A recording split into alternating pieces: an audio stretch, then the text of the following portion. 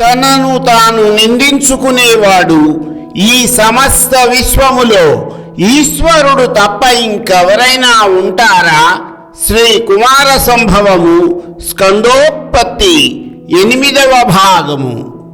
చెలికెత్త పలికిన పలుకులు నిజమేనా అని శివుని రూపములో ఉన్న బ్రహ్మచారి అడిగిన ప్రశ్నకు పార్వతి ఈశ్వరుని పొందుట ద్వారా ఉన్నత స్థానమునందుకొనుటకు తాను ఉత్సాహపడుచున్నానని, అటువంటి గొప్ప పదవిని పొందుటకు తపస్సే సాధనమని నిశ్చయించుకున్నానని, మరి ఈశ్వరునకు తనపై అనుగ్రహము ఎన్నడు కలుగునో అని, అతడు తనను భార్యగా ఎన్నటికి స్వీకరించునో అర్థము కానున్నది అని పలికినది.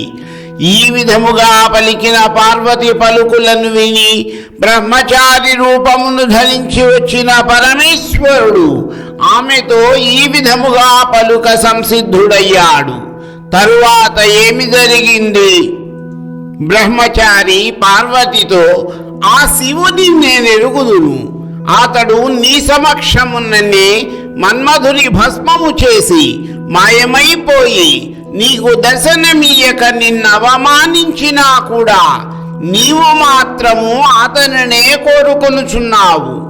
ఆయన అలవాట్లు వేషభూషలు అన్నీ కూడా అమంగళములైనవే కనుక నీవతనిని కోరుకొనుటను నేను అంగీకరింపలేకున్నాను. శుభప్రదము మంగళకరమైన వివాహ కంకణమును ధరించిన నీ చేయి పామును కంకణముగా చుట్టుకొనిన శివుని చేతిని పట్టుకొనుటకు నీవు సహించగలవా? నీవేమో హంసల గుర్తులు కలిగిన పట్టుచీరను ధరించి పెళ్లిపీటలపై ఆసీనురాలవైతే, ఆ శివుడేమో నెత్తుటి బొట్లను కురియుచున్న ఏనుగు తోలును ధరించి ఆసీనుడవడము, ఈ రెండు ఒకదానితో ఒకటి కలిపి బ్రహ్మముడి వేయుదురు కదా, ఇది నీవు భరించగలవా అను విషయమును నీవే స్వయముగా నీ ఇష్టము వచ్చినంత కాలము బాగుగా ఆలోచించుకొనుము. మండువా ఇళ్ల గృహములలో పారాణిచే అలంకరింపబడి పుష్పరాశులపై చరించిన నీ పాదములు శివుని వివాహము చేసుకొనిన తరువాత అతనితో పాటు వెళ్ళినప్పుడు శ్మశానములో నడవవలసి ఉండును. నీవు శ్మశానమునందు విహరించుటను నా వంటి వాడు ఎట్లు అంగీకరించగలడు? నీవు కూడా ఈ విషయమును బాగుగా ఆలోచించుకొను. నీవు శివుని యొక్క వక్షస్థలమును ఆలింగనము చేసుకొనుట కన్నా అయోగ్యత ఇంకెక్కడైనా ఉంటుందా? ఎందుకంటే మీ వివాహానంతరము అతడు నిన్న ఆలింగనము చేసుకొనినప్పుడు సుగంధభరితమైన హరిచందనమును పూసుకొనిన నీ వక్షస్థలము పీనుగులను కాల్చిన బూడిదతో నిండి ఉన్న శివుని వక్షస్థలమును అంటుకొను. ఎక్కడి హరిచందనము, ఎక్కడి చితాభస్మము? అసలు ఈ రెండిటికి ఏమైనా పొంతన ఉంటుందా అన్న విషయమును కూడా ఆలోచించును. మీ వివాహమైన తరువాత గజరాజుపై ఊరేగుతూ భర్త ఇంటికి ఏగవలసిన నీవు నీ భర్త యొక్క ఒక ముసలి ఎద్దును ఎక్కి ఊరేగుతుండగా చూచిన జనులందరూ నిన్ను పరిహసించరా?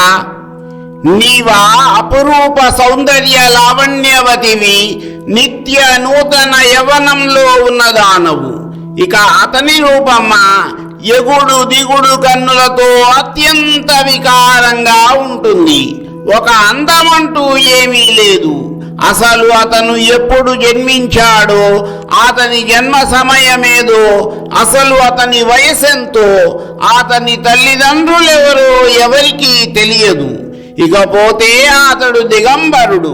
ఇక ధనమా, బూడిదను ధరించు వాని వద్ద ఐశ్వర్యమేముండును? నీ తండ్రి నీకు ప్రేమతో ఇచ్చిన నవరత్న ఖచ్చితమైన ఆభరణములను ధరించి నీవు సంచరిస్తూ ఉంటే, శివుడేమో భీతిని కలిగించే కపాలముల మాలను ధరించి తిరుగుతూ ఉంటాడు. అటువంటి ధనహీనుని వివాహమాడి నీవేమి సుఖములను అనుభవించగలవు?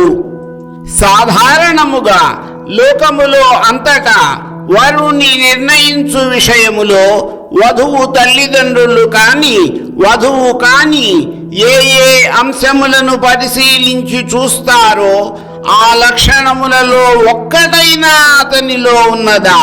లేదే? మరి ఏమి చూచి నీవు అతనిని వివాహము చేసుకొనదలుచుకున్నావు? మరి యొక్క విషయమును కూడా ఆలోచించుకును. శరీరములోని అన్ని భాగములకు సర్పములను ఆభరణములుగా ధరించిన అతనితో నీ వివాహమును జరిపించుటకు భయపడకుండా ఏ పురోహితుడైనా ముందుకు వస్తాడా? ఇన్ని అమంగళాభ్యాసములు గల ఆ శివుడెక్కడా? పుణ్యలక్షణములు గల నీవెక్కడా? అసలు యజ్ఞములో పశువును కట్టుటకు ఉపయోగించు స్తంభమునకు చేయు వేదోక్తమైన సంస్కారమును శ్మశానంలో కొరతవేయు స్తంభమునకు చేస్తారా?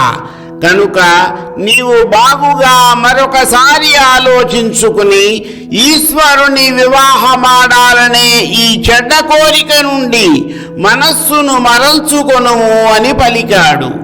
ఈ విధముగా తన అభీష్టమునకు వ్యతిరేకముగా మాట్లాడుతున్న బ్రహ్మచారి మాటలను ఎంతో అయిష్టముగానే ఆలకిస్తున్న పార్వతి బావుగా వణుకుచున్న కింది పెదవి చేత తన కోపమును ప్రదర్శిస్తూ కనుబొమ్మలను ముడివేసి ఎర్రబారిన కనులతో ఆ బ్రహ్మచారితో ఈ విధముగా పలికినది.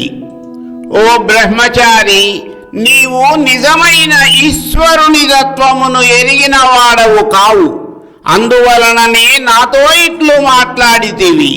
అవివేకులైన వారు మాత్రమే అనన్య సామాన్యమైన ఊహకు కూడా అందనటువంటి చరిత్రలు గల మహాత్ములను ద్వేషించెదరు. కానీ శివుని తత్వము అటువంటిది కాదు.